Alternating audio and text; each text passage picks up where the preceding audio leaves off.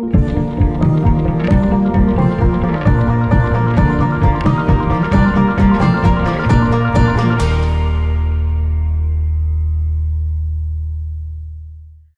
name is Deirdre Allen. I actually grew up in South Africa. I was taken there by my parents, who were missionaries with the Wesleyan Church when I was a tiny baby.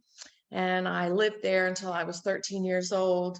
I always say that English is not my first language. I had a Zulu nanny. My parents were working with the Zulu people during the apartheid times, and she taught me all her music and her language and her songs. I have old video footage of me speaking Zulu as just a tiny infant. And then when I was 7 years old, my parents sent me to a German boarding school, and I actually learned to read and write German as my first language, my first written language. And I stayed there until I was 13 years old when we came back to the United States. My dad eventually would take a church in Indiana, and I would go to Mississippi, where I graduated from high school at 16 years old.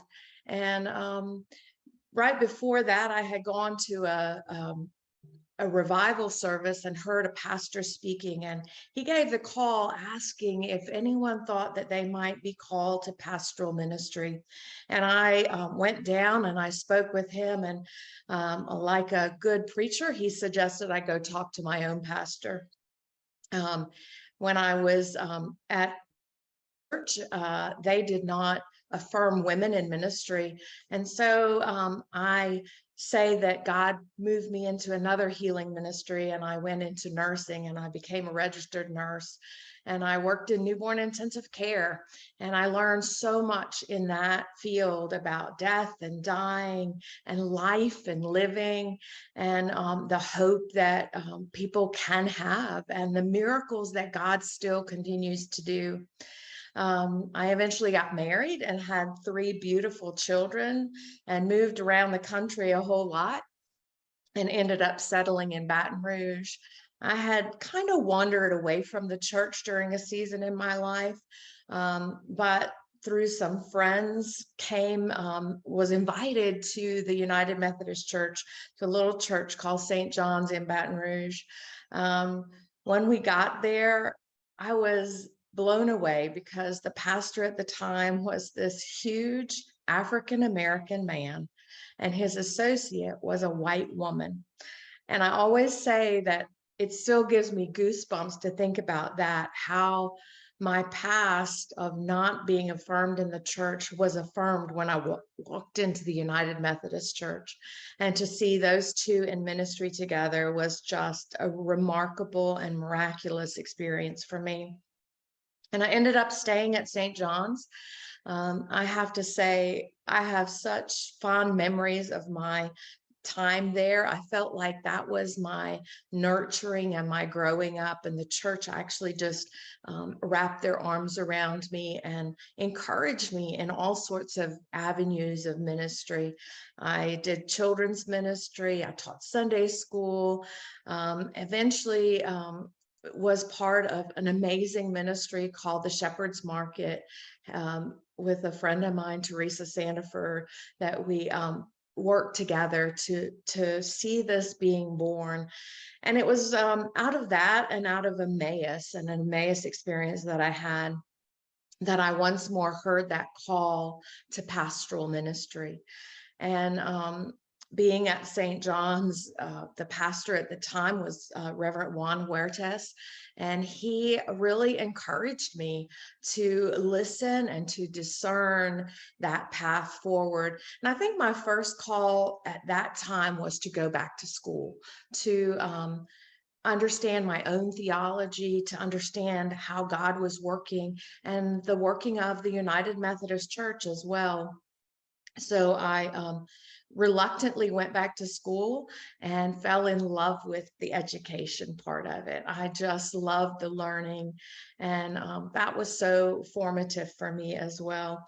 And then eventually I became the associate at St. John's and did congregational care and children and family ministries, and just loved that work. And then eventually last year I was appointed here to First Church at Ponchatoula.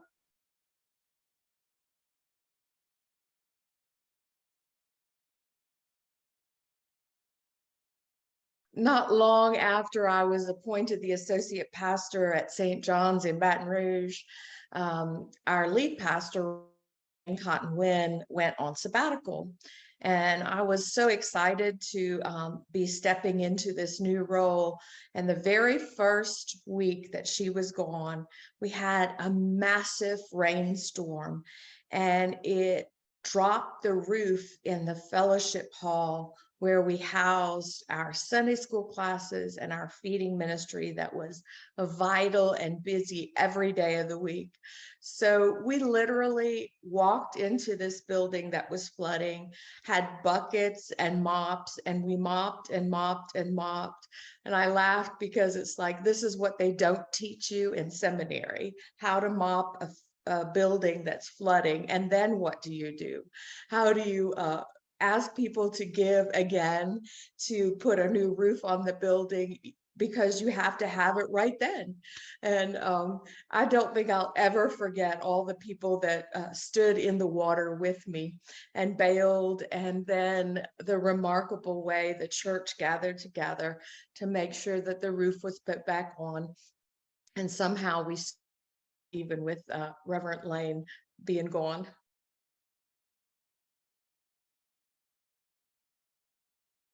I think I have so many people to be thankful for, because I think I quit seminary and ministry 1,000 times before I ever got to this place.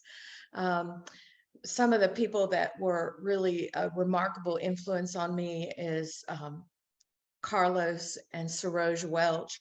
Carlos has passed away a few months ago now, but they were amazing people that just really pushed me and continue to encourage me. They were there. I couldn't finish seminary, or I couldn't do the next class or the next paper or the next thing. And they were just remarkable people to support me in that way. I think I've been really fortunate to serve with some amazing clergy that have mentored me. Reverend Lane Cotton Wynn is a remarkable Methodist, and she knows so many people from a long line of Methodist pastors. And then her mother, Carol Cotton Wynn, was also a wonderful spiritual director for me, especially when I was discerning the process for ordination. She walked with me every step of the way and was such a support and encouragement. I'm grateful to have served with with Juan, and the way that he pushed and encouraged me, and then Jay Hogwood as well. We had such a great time serving together at St. John's. I think I have to remember to thank my family.